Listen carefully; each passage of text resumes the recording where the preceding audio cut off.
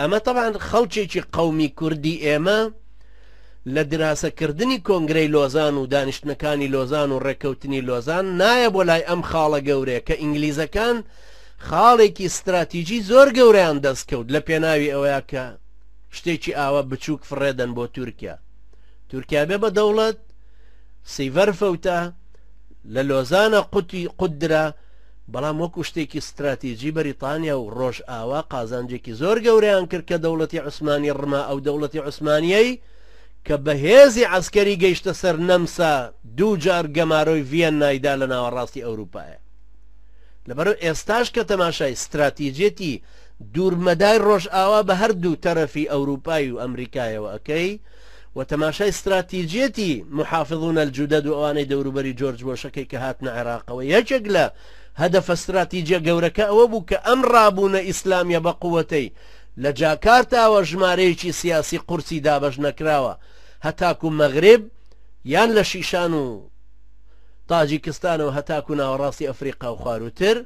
سیرەکەن ژمارەیەکی گەورەی کاریگەرە ئەم ڕابوونە ئیسلامی. ئەوان لە پێناوی ئەم استراتیجێتێکە لە پێناوی لاوازکردنی ئەم ڕابوونە ئیسلامیە بۆ ئەوی نەبێتەوە بە قووەت و دەوڵەتێک. ئەمەی خلافەت و ئیسلامی ئەوێ کە ئەو قووەتە بەهێزەی دەوڵەتی عوسمانی بوو کە کەرزۆنە لە ڕووخانمان بۆی جارێکی تر ئەمەنەیەتەوە پێشەوە خەڵکێک دێتەوە پێشەوە استراتیجێتی خۆی هێناوە لە ناو استراتیجێتی خۆیان گۆڕانکاریەک دروستەکە لە جێی مەلیک فەیسەڵی عەرەبی لە 1920 و 22 دروستیکە مەلیک ئیبراهیم جعفەری هێناوە، مەلیک عەلاوی عەلەمانی هێناوە، مەلیک مالیکی هێناوە، دەستێکی خۆشەوە کەرانە لە جیاتیەوەی بەسەریش مەلیک مەحموودا بێنێ بەسەر مەلیک مەسعوودا دێنێ. مەلیک مەسعوود قەناعەتێکی سادەتر و ساویلکانەتری کردووە وەک لە شێ مەحموودی گەورە. شێ مەحموود زۆرتر ڕاپەڕیوە، شێ مەحموود توانیوەتی لەم هەموو بارودۆخەیە قبول کە نەفی کرێ، قبول کە قەسفی تیارەی بەسەرەوە بدرێ، قبول کراوە سلەیمانی قەسف کراوە چووە بۆ سیتەک، سیتەک قەسف کراوە چووە بۆ هەر شوێنێک. بەڵام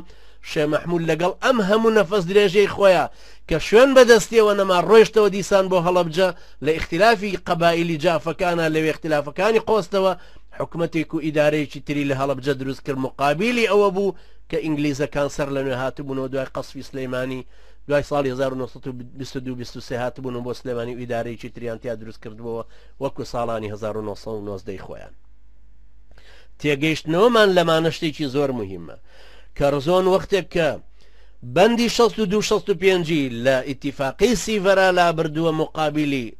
لە لۆزانە ئەوەی پێشووی سڕیوەتەوە مقابلی لابردنی خلافەتێکی ئیسلامیە کە استراتیجێتێکی گەورەی ململانەیەکی فکری ڕۆژ ئاوا و ڕۆژهەڵاتە، بەڵام زۆر بەداخەوە ئەم کەڕەکونتیانەی سەرانی غەدری کوردایەت یا لی تێناگەن یان قەناعەتێکی سادە و ساویلکەی گەنجانە و مراهقەی فکریان بەدوایە هاتووە کە پێیان وایە ئەو عەلەمانیەتەی لە ئەوروپا هەیە، دیموکراسی پێوەیە، مافی ئینسانی پێوەیە، شەفافیەتی حکمی پێوەیە، دارایی و سیستم و هەموو شتێکی پێوەیە وەکو شارستانەتێک. ئەوە زۆر بە ئاسانی لەگەڵ ئەو عەلەمانیەتەیە ئەیدەن بە وڵاتانی ڕۆژهەڵاتی و ئەشیدەن بە کورد. ئەمە بەڕاستی سادە ساویلکەیەتیە، سادە تەماشاکردنی واقعەکانە، نەزانینی پێناسەی حەقیقی شتەکانە،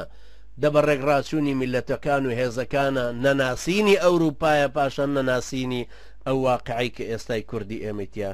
حرەکەت دەکات.